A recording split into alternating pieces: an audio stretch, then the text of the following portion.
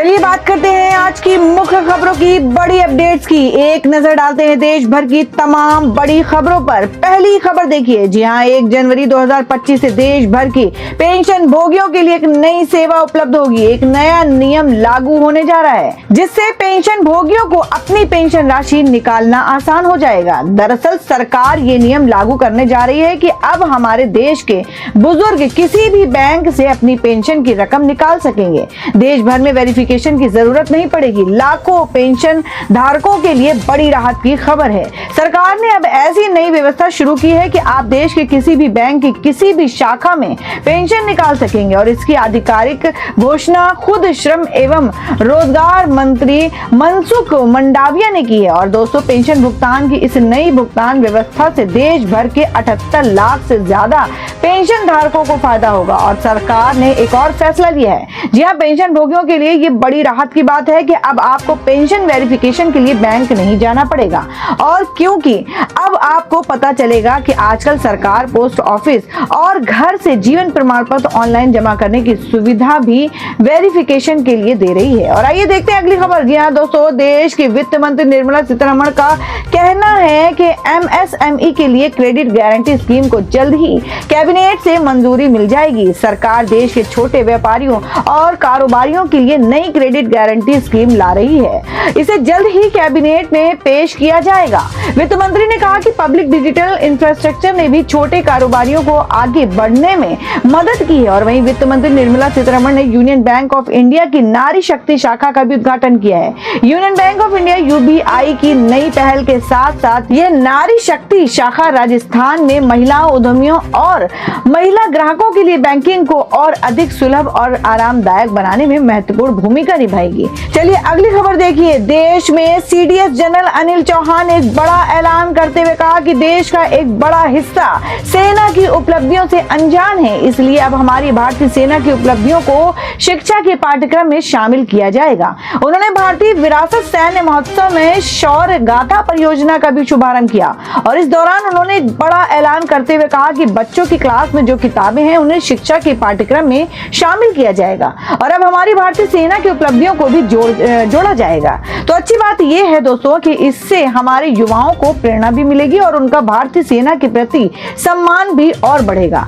आपकी क्या राय, हमें कमेंट करके जरूर बताएं। चलिए देखते हैं अगली बड़ी खबर। जी हाँ दोस्तों, हिमाचल प्रदेश में आयोजित पैराग्लाइडिंग विश्व चैंपियनशिप प्रतियोगिता अमेरिका के ऑस्टिक कोकस ने जीत ली है और महिला वर्ग में पोलैंड की जोआना कोकोट ने जीत हासिल की और इस विश्व कप का समापन हिमाचल के बीड बिल्डिंग में हुआ। और चलिए अगली खबर देखिए, दुख भरी खबर है दोस्तों। बिहार में छठ पूजा के दौरान डूबने से 45 से अधिक लोगों की मौत हो गई है और मरने वालों में अधिकतर बच्चे हैं और कई लापता लोगों की तलाश अभी भी जारी है।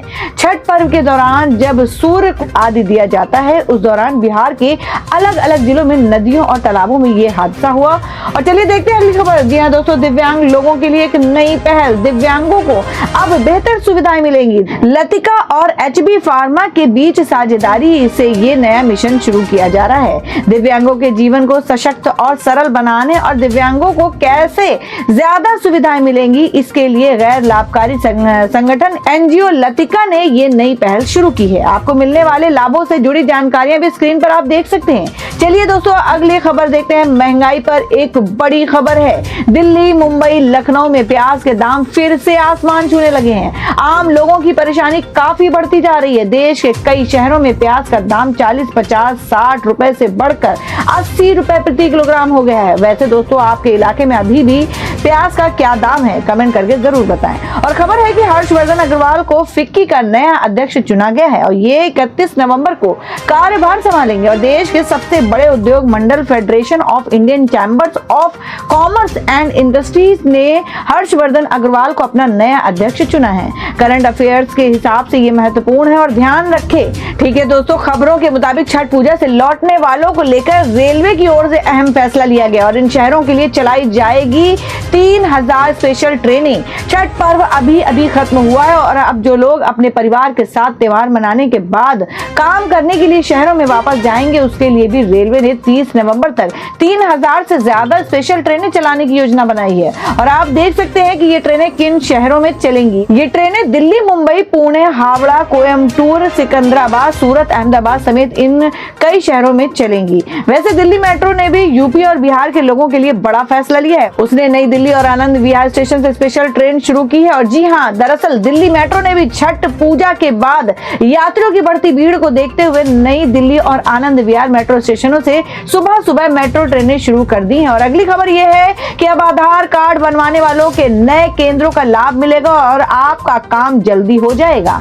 दरअसल ऐसे लोग जिन्हें बार बार आधार कार्ड केंद्र जाने की जरूरत पड़ती है और अगर आपको अपने आधार कार्ड में कुछ भी अपडेट करना है, नाम बदलना है, तो आपको या तो जिला मुख्यालय जाना होगा या फिर मुख्य डाकघर। वहां लोगों की काफी भीड़ होती है। तो इन समस्याओं से निपटने के लिए सरकार की तरफ से एक नई योजना बनाई गई है और अब देश भर में अलग अलग जगहों पर नए आधार कार्ड केंद्र खोले जाएंगे, जिससे स्थानीय लोगों को आधार सेवा मिलने में आसानी होगी। जल्द ही आपके शहर और गांव की लोकेशन पर आधार कार्ड सेवा केंद्र खोले जाएंगे और ये केंद्र सरकार की योजना है। खबर देखिए, पीएम मोदी ने देश की महान शख्सियत रतन टाटा को याद किया और कहा कि उन्होंने नेशन फर्स्ट की भावना को सर्वोपरि रखा। दरअसल प्रधानमंत्री ने रतन टाटा पर एक पूरा ब्लॉग लिखा। दूसरों के सपनों का खुलकर समर्थन करना और उन्हें पूरा करने में मदद करना रतन टाटा के सबसे अद्भुत गुणों में से एक था। पीएम आगे लिखते हैं कि रतन टाटा समझते थे कि भारत की प्रगति के लिए स्वच्छता और स्वस्थ आदतें कितनी महत्वपूर्ण हैं। और चलिए अगली खबर देखते हैं कि जब जीएसटी पोर्टल पर व्यापारियों के लिए एक नया विकल्प उपलब्ध होगा, अब इनपुट वॉइस को स्वीकार और अस्वीकार किया जा सकेगा। होल्ड करने का भी विकल्प होगा। ये नई व्यवस्था 14 नवंबर से रिटर्न दाखिल करने तक प्रभावी रहेगी। सरकार की ओर से व्यापारियों के लिए जीएसटी पोर्टल पर यह नई सुविधा शुरू की गई है। और वही खबर है कि जम्मू कश्मीर के लोगों को जल्द ही मुफ्त बिजली मिलेगी और साल में 12 गैस सिलेंडर मुफ्त मिलेंगे और राशन कार्ड भी मुफ्त दिए जाएंगे। जम्मू कश्मीर के मुख्यमंत्री उमर अब्दुल्ला ने ये बड़ी घोषणा की और जम्मू कश्मीर में आतंकवादी गतिविधियां भी बढ़ गई हैं। और इस बीच जम्मू के सोपोर मुठभेड़ में भारतीय सेना ने एक और आतंकवादी को मार गिराया है और 2-3 अन्य को भी सेना ने मार गिराया है। इससे ठीक एक दिन पहले 2 आतंकवादी भी मारे गए थे। और चलिए अगली अपडेट देख लेते हैं कि जलवायु परिवर्तन पर बड़ी खबर आ रही है। जलवायु परिवर्तन अब खतरनाक होता जा रहा है और इस साल भी देश में 3000 से ज्यादा लोगों की मौत हो चुकी है और 2 लाख से ज्यादा घर तबाह हो चुके हैं। दरअसल हाल ही में एक रिपोर्ट आई थी centre for science and environment CSE की state of extreme weather in India से आंकड़े 2024 की रिपोर्ट में सामने आए हैं और इनके मुताबिक दोस्तों हमारे देश में पिछले 9 महीने में एक्सट्रीम वेदर कंडीशन के कारण 3228 लोगों की जान चली गई है। जानलेवा मौसम के सबसे ज्यादा दिन मध्य प्रदेश में रहे और यूपी और राजस्थान में तो किसानों की फसलें भी सुरक्षित नहीं रही। एक्सट्रीम वेदर कंडीशन का मतलब तो आप समझ ही गए होंगे। इसका मतलब होता है असाधारण मौसम, जैसे कभी भीषण गर्मी, सर्दी के मौसम में ढीली हवाएं या शीतलहर, भारी बारिश, भयंकर बाढ़ या सूखा इत्यादि। तूफान, बिजली गिरना, तो इन एक्सट्रीम वेदर कंडीशन के कारण इस साल ही पिछले 9 महीने में हमारे देश में 3228 से ज्यादा लोगों की मौत हो गई। जलवायु परिवर्तन के कारण शहरों में हरियाली भी कम हो गई है और रिपोर्ट्स में यह भी कहा जा रहा है कि वर्ष 2040 तक दुनिया भर में 200 करोड़ लोग बढ़ती गर्मी के कारण मर जाएंगे। और अब देखिए, मेरा मतलब है कि हर दिन पेड़ पौधे काटते हैं, उद्योगों के लिए जंगलों को काटा जाता है, तो इसके कितने दुष्परिणाम बड़े पैमाने पर देखने को मिल रहे हैं। और इस बारे में आप क्या कहना चाहते हैं दोस्तों? पेड़ों के कटने से वायु प्रदूषण कितना बढ़ रहा है। दिल्ली के हालात से तो आप वाकिफ ही होंगे। पूरा उत्तर भारत स्मॉग की चादर में लिपटा हुआ है और सांस लेने पर खतरा मंडरा रहा है। उत्तर भारत में 12 जगहों पर AQI अभी भी 300 से ऊपर है। देश के 72 शहरों में प्रदूषण अभी भी बेहद चिंताजनक स्थिति में है और दिल्ली वालों को भी प्रदूषण से फिलहाल राहत नहीं मिलने वाली है। अगले 6 दिन तक अलर्ट रहें क्योंकि AQI गंभीर स्थिति में है। ये चेतावनी मौसम वैज्ञानिकों ने जारी की है। और दोस्तों, दिल्ली में प्रदूषण प्रदूषण के इन बढ़ते हालातों के बीच अब दिल्ली की मुख्यमंत्री आतिशी ने एक बड़ा ऐलान किया है। राजधानी में प्रदूषण नियंत्रण उपायों में 10,000 सिविल डिफेंस वॉलंटियर्स मदद करेंगे। तो अच्छी बात ये है कि सीएम आतिशी के इस बड़े ऐलान से 10,000 बस मार्शलों को भी फिर से रोजगार मिलेगा। पिछले साल इन्हें बस मार्शल के पद से हटा दिया गया था, लेकिन अगले हफ्ते दिल्ली के परिवहन विभाग के अधिकारियों ने बताया कि वर्तमान में बढ़ते वायु प्रदूषण को रोकने के लिए ये कदम उठाया जा रहा है और इसके तहत 200 आप पुराने वाहन मालिकों के पास 3 विकल्प होंगे, या तो आप एनओसी ले लें, या किसी दूसरे राज्य में चले जाएं, या अपने वाहन को इलेक्ट्रिक वाहन में बदल लें, या इसे स्क्रैप करवाकर नई गाड़ी खरीद लें। आप नई गाड़ी पर अच्छी खासी छूट का लाभ दे रहे हैं और जो दिल्ली सरकार देगी। दिल्ली वालों के लिए एक और अपडेट ये भी है कि अब दिल्ली में पालतू जानवरों की दुकानों पर भी कानून लागू होगा। 1 महीने के अंदर रजिस्ट्रेशन करवाना अनिवार्य होगा। जो भी पालतू जानवरों की दुकान चलाते हैं, कुत्ता बिल्ली आदि बेचते हैं, तो उन सभी लोगों को अपना रजिस्ट्रेशन दिल्ली के एनिमल वेलफेयर बोर्ड में करवाना होगा और इसके लिए 1 महीने का समय दिया गया है। चलिए आगे बढ़ते हैं। खबर देखते हैं कि कनाडा में भारत समेत 14 देशों के छात्रों को बड़ा झटका लगा है। यहाँ कनाडा के प्रधानमंत्री ट्रूडो की सरकार ने पॉपुलर स्टूडेंट वीजा प्रोग्राम को बंद कर दिया है। चलिए अगले अपडेट में बड़ी खबर देखते हैं कि पंजाब हाई कोर्ट का बड़ा फैसला, सिख महिलाओं को हेलमेट पहनना होगा, सिर्फ पगड़ी पहनने वाले पुरुषों और बच्चों को छूट मिलेगी। दरअसल ये नियम इसके तहत है, मैंने आपको कल अपडेट्स बताया था। हाल ही में पंजाब हरियाणा हाई कोर्ट ने अपना फैसला दिया है जिसमें कहा गया है कि 4 साल से ऊपर के हर व्यक्ति को हेलमेट पहनना होगा, चाहे आप 2 पहिया वाहन या मोटरसाइकिल स्कूटर चला रहे हो या आपके पीछे 4 साल से ऊपर के छोटे बच्चे बैठे हो, उन्हें भी हेलमेट पहनना अनिवार्य होगा। हाईकोर्ट का यह आदेश इन इलाकों में भी लागू हो गया है। तो हाईकोर्ट ने इस आदेश में ये स्पष्टीकरण भी जारी किया है कि अगर कोई सिख व्यक्ति बाइक चलाते समय या उसमें बैठते समय पगड़ी पहने हुए है तो उन पर यह आदेश लागू नहीं होगा। लेकिन क्योंकि सिख महिलाएं पगड़ी नहीं पहनती हैं और इसलिए अब महिलाओं को बाइक चलाते समय या छोटी लड़कियों को पीछे बैठते समय हेलमेट पहनना अनिवार्य होगा। खैर दोस्तों, अभी हम कुछ और महत्वपूर्ण और काम की खबरें देखेंगे, लेकिन फिलहाल समय है आज की ताजा मौसम की खबरें जानने का। और हाँ, मेरी आपसे एक छोटी सी गुजारिश है, आपको याद दिला दूं कि अगर आप हमारे आरटीवी न्यूज चैनल को पहली बार देख रहे हैं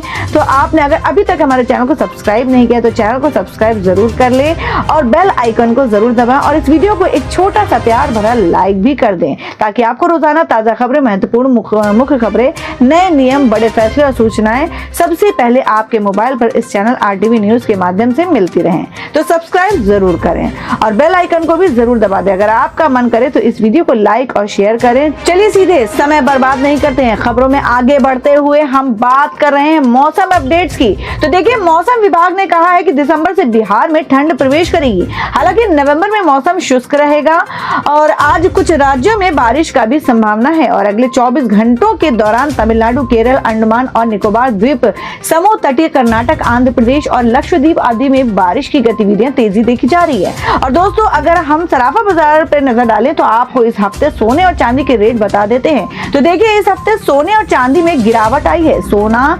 1043 रुपए गिरकर 77,382 प्रति 10 ग्राम पर पहुंच गया और वहीं चांदी इस समय 91,130 प्रति किलोग्राम बिक रही है और चांदी के भाव में भी इस हफ्ते 2,371 की अच्छी खासी गिरावट देखी गई है। और खबर है कि आईएमए महाराष्ट्र सम्मेलन में डॉक्टरों ने कोलकाता की भयावह घटना का जिक्र किया और डॉक्टरों की सुरक्षा के लिए कड़े कदम उठाने की भी मांग की गई है। और साथ ही दोस्तों, कोलकाता के आरजी कर ट्रेनी डॉक्टर के साथ हुई हैवानियत को 3 महीने बीत चुके हैं और अभी पीड़िता को न्याय नहीं मिल पाया। इसलिए जूनियर डॉक्टरों ने एक बार फिर रैली निकाली और सरकार से पीड़िता के लिए न्याय की मांग की है। और अगली खबर देखते हैं, योगी सरकार ने पीएमएफबीवाई के 1 अरब 6 करोड़ रुपए मंजूर किए गए हैं। योगी सरकार ने पीएमएफबीवाई के लिए 1 अरब 6 करोड़ रुपए मंजूर किए हैं। योगी सरकार ने पीएमएफबीवाई यानी प्रधानमंत्री फसल बीमा योजना के तहत किसानों के लिए धनराशि जारी कर दी है, जिससे जिन किसानों की फसलें बर्बाद हुई हैं उन्हें सरकार से अनुदान राशि जल्द मिल सकेगी। चलिए अगली खबर पर चलते हैं कि बिहार में नक्सलियों के गढ़ में 11 नए सुरक्षा कैंप बनाए जाएंगे। 55 जगहों पर टावर भी लगाए जाएंगे। उत्तर बिहार को नक्सल मुक्त बनाने के लिए सरकार की ओर से नई योजना बनाई गई है और यही खबर खबर है दोस्तों, चतुर्थ श्रेणी कर्मचारियों को बड़ी राहत दी गई है। हिमाचल हाई कोर्ट ने रिटायरमेंट में उम्र घटाने की मंशा को अवैध करार दिया है और ये फैसला हाई कोर्ट ने सुनाया। वही खबर है कि डिग्री कॉलेज के प्रोफेसरों के लिए भी सख्त आदेश लागू किए गए हैं। अब रोजाना कम से कम 6 घंटे ड्यूटी करना अनिवार्य होगा। उत्तराखंड के डिग्री कॉलेजों के प्रोफेसरों के लिए सख्त निर्देश जारी किए गए हैं। और चलिए अगली खबर देख लेते हैं कि झारखंड आंदोलन के शहीदों के परिजनों को भी हर महीने 10,000 रुपए दिए जाएंगे। वृद्ध विधवाओं और दिव्यांगों को 2500 दिया जाएगा। दरअसल झारखंड इलेक्शन को लेकर एनडीए ने शामिल आजसू पार्टी ने ये घोषणा पत्र जारी किया और इसमें और भी कई बड़े वादे किए गए हैं। शहीदों के परिजनों को 10,000, विधवा पेंशन आदि मानदेय बढ़ाया जाएगा और इसके अलावा गरीबों को सालाना 1,21,000 तक की मदद मिलेगी और सरकारी नौकरियां 33% आरक्षण का भी वादा किया गया है। आप जानते ही होंगे कि झारखंड में 13 और 20 नवंबर को विधानसभा चुनाव के लिए मतदान होगा और उसमें पहले ये घोषणा पत्र जारी किया गया है। और बिहार में एक अच्छी खबर देखिए, अब शिक्षकों का स्कूल देरी से पहुंचने पर भी वेतन नहीं कटेगा। 4 दिन देरी से पहुंचने पर एक छुट्टी कम हो जाएगी। अक्टूबर में 17,000 शिक्षकों का वेतन इसी नियम की वजह से काटा गया था, लेकिन बिहार सरकार ने अब इस नियम को फिर से बदल दिया है। और बड़ी खबर देखिए, पीएम गरीब कल्याण योजना के तहत 17 लाख श्रमिकों को मिलेगी अस्थायी पर्ची, कहीं से भी ले सकेंगे अनाज। ये बड़ा ऐलान मध्य प्रदेश के मुख्यमंत्री डॉक्टर मोहन यादव सरकार ने किया है और ई श्रम पोर्टल पर दर्ज जानकारी के मुताबिक इस पर्ची के जरिए अब श्रमिक कहीं से भी राशन ले सकेंगे। दस्तावेज का सत्यापन होगा और पर्ची पर कहीं भी परिवार का नाम नहीं लिखा होगा।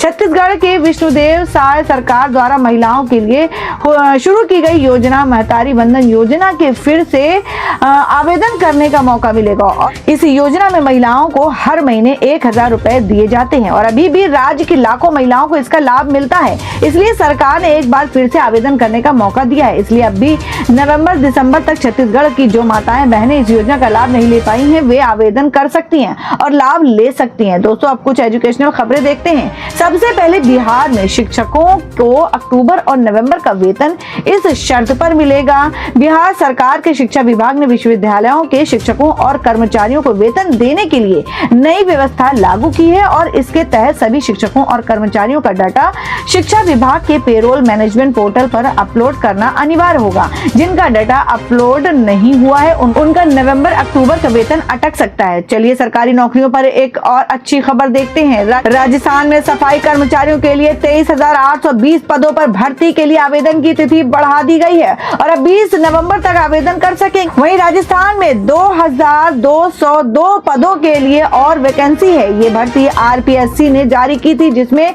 5 नवंबर से आवेदन शुरू हो गए हैं और इसके लिए अंतिम तिथि 4 दिसंबर को होगी और राजस्थान रीट परीक्षा के लिए भी 1 दिसंबर से आवेदन किए जा सकेंगे। परीक्षा फरवरी में होगी। और वही खबर है कि एनबीएस प्रवेश पर 9वीं और 11वीं प्रवेश के लिए एलएसटी रजिस्ट्रेशन की तिथि बढ़ा दी गई है और इसका एक बड़ा कदम, अब बच्चों को कक्षा 8 से ही प्रोफेशनल विषय चुनने का मौका मिलेगा। इसका मतलब ये हुआ कि अब बच्चे कक्षा 8, 9, 10 में ही व्यवसाय, उद्योग, व्यापार और वाणिज्य की चीजें सीख सकेंगे और ये छत्तीसगढ़ सरकार की अच्छी पहल है। चलिए अगली खबर देखते हैं कि मध्य प्रदेश में भी सरकारी विभागों में बम्पर भर्ती की जाएगी। मुख्यमंत्री ने अलग अलग सरकारी विभागों से सभी खाली पदों का ब्यौरा मांगा है और ऐसे में जल्द ही मार्च 2025 से पहले एमपी में खूब भर्तियां आने वाली हैं। और इसी के साथ ही अगर आपको वीडियो अच्छा लगा हो तो इसे लाइक करिए, शेयर भी कर दीजिए और अगले अपडेट्स में फिर मिलेंगे। तब तक के लिए जय हिंद, जय भारत।